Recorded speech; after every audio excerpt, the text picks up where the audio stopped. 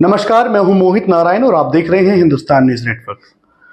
लगातार social media पे एक वीडियो आजकल ज्यादा वायरल हो रही है। वो ज्योति मौर्य जो कि प्रयागराज में एक आधिकारिक पद पर हैं, उनके पति के लिए बताया जाता है कि उनके पति ने उनको शादी से पहले, जो वो ज्यादा पढ़ी लिखी नहीं थी, उनको पढ़ाया लिखाया और इस काबिल बनाया कि वो आज एक आधिकारिक पद पर हैं। और आधिकारिक पद पे आने के बाद ज्योति मौर्य ने अपने पति के साथ धोखा किया। उसके पति हैं और जो पीड़ित बताते हैं अपने आप को, ऐसा उनका दावा है कि उन्होंने उनको तब छोड़ा जब वो कामयाब हो गई। और बताया जा रहा है, जैसे कि अभी कई वीडियो रिपोर्ट्स में हमारे चैनल पे भी कई बार चलाया गया है, कि अतुल मौर्य वहां बता रहे हैं कि जो एसडीएम साहिबा हैं वो और लोगों से भी वसूली करती हैं। वो एक पर्चा लेके घूम रहे हैं जिसमें कि बहुत सारी डिटेल्स लिखी हुई हैं, किस व्यक्ति से किस समय पे कितना पैसा है। हालांकि ये सवाल एक पहला तो ये बनता है कि अतुल मौर्य की तरफ से, मैं अभी निष्पक्षों की बात करूंगा, दोनों ही पक्षों के बारे में। यदि इस बारे में मालूम था कि उनकी पत्नी इस तरीके का कृत्य कर रही है, तो ये कृत्य उनको पहले बताना था, जब वो उनको नहीं पता चला था कि किस प्रकार उनके साथ धोखा हो रहा है, या फिर उनके पत्नी के रिलेशन किसी और के साथ है, या फिर वो उन्हें छोड़ना चाहती है।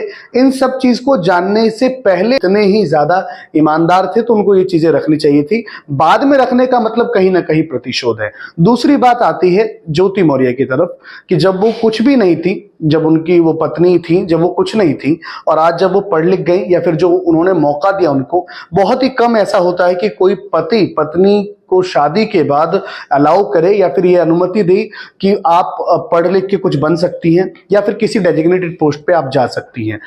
लेकिन ऐसा करने के बाद भी यदि कोई पत्नी इस तरीके का कृत्य करे तो कहीं ना कहीं समाज के और वर्ग में जो रह रहे लोग हैं वो आहत होते हैं। सिर्फ बात ज्योति मौर्य की नहीं है, बल्कि बात समाज के और लोगों की है जो ऐसी विचारधारा रखते हैं। बहुत से ऐसे इंडिपेंडेंट विचारधारा के लोग होते हैं, स्वतंत्र विचारधारा के लोग होते हैं, जो कि अपनी पत्नी को या फिर अपने घर के जो भी कोई भी, आप बेटी समझ लीजिए, बहन समझ लीजिए, या फिर पत्नी समझ लीजिए, उनको आगे बढ़ाना चाहते हैं, उनको पढ़ाना चाहते हैं।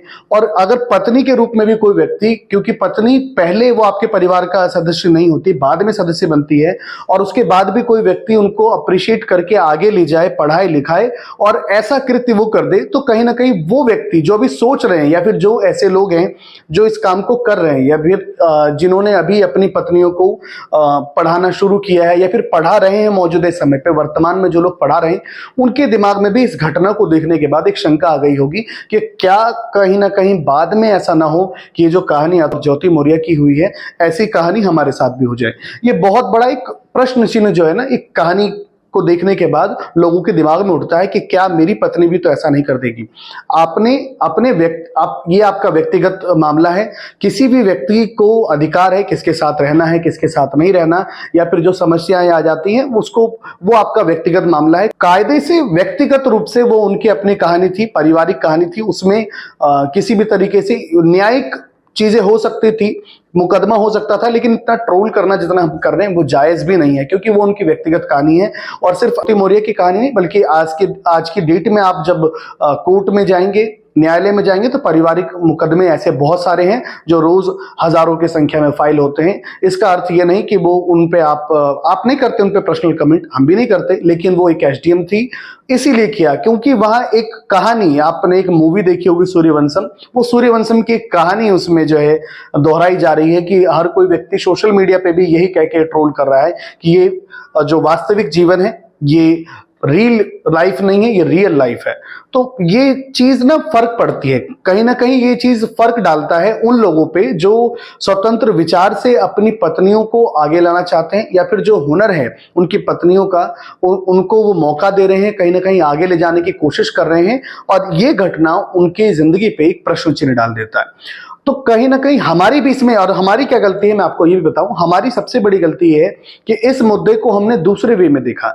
इस मुद्दे को अगर आप एक जनरल सामान्य सामान्य तरीके से देखेंगे तो आपको ये सामान्य दिखाई देगा, लेकिन हमने इसको किस तरीके से देखा, एक फिल्मी तरीके से, फिल्मी अंदाज में देखा। जबकि ऐसी घटनाएं बहुत हुई हैं, ऐसे बहुत से लोग हैं जो कामयाबी के बाद, सिर्फ महिला नहीं पुरुष भी ऐसे होते हैं जो कामयाब होने के बाद बहुत बड़े बड़े स्टार हैं, मैं उनका नाम नहीं लूंगा, जो पहले शादीशुदा थे, बाद में जब वो स्टार बन गए, उनकी पत्नियां थी उनको उन्होंने छोड़ दिया, या फिर अब लाइमलाइट में आने के बाद उन पारिवारिक जीवन से अलग हट गए।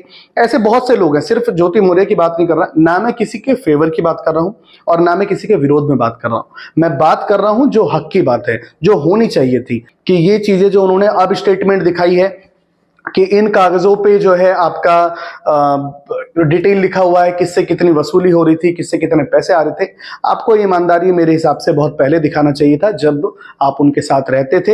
हो सकता है उन पैसों का सुख भोग आपने भी किया हो, उन पैसों का इस्तेमाल आप भी कर रहे हो, और जो आरोप अब इनकी तरफ से लगाया जा रहा है, ज्योति मौर्य यानी जो एसडीएम साहिबा हैं, उनकी तरफ से जो आरोप लगाया जा रहा है कि उन्होंने उन्हें ब्लैकमेल करने की कोशिश की, तो कहीं ना कहीं उसमें भी सत्यता हो सकती है। ये जांच का विषय है। इसको लेके हम या फिर कोई भी न्यूज चैनल या फिर कोई भी संगठन जो है इसको लेके एक प्रॉपर कमेंट पास नहीं कर सकता। हम कोई निर्णय नहीं सुना सकते। हम निर्णय सुनाने वाले कोई होते नहीं। हम अपने राय रख सकते हैं, हम जानने की कोशिश कर सकते हैं। हम किसी तरीके से, हम न्यायिक व्यवस्था में बैठे हुए लोग नहीं हैं। बहुत सारे चैनल्स पे, बहुत सारे वेब पोर्टल पे, सोशल मीडिया के अलग अलग अकाउंट्स पे लोगों ने निर्णय सुना दिया। निर्णय सुनाने का काम हमारा नहीं है। तो मैं बाकी के जो पत्रकार मित्र हैं उनसे भी एक अनुरोध करूंगा, सोशल मीडिया पे जब आप इस तरीके की किसी घटना के बारे में पोस्ट कर रहे हैं तो उसमें निर्णय ना दें। तर्क वितर्क का काम अलग होता है और निर्णय सुनाना अलग होता है। निर्णय सुनाने से किसी ना किसी व्यक्ति का जो जीवन होता है ना, वो खराब हो जाता है। हो सकता है कि ज्योति मौर्य की गलती ना हो, किसी भी पक्ष में एक निर्णय देते हैं ना, तो वो वायरल होने की वजह से वो झूठ होने के बाद भी सच हो जाता है। तो आप ऐसा ना करें, मेरा अनुरोध है। बाकी की अपडेट्स के लिए आप देखते रहिए हिंदुस्तान न्यूज नेटवर्क।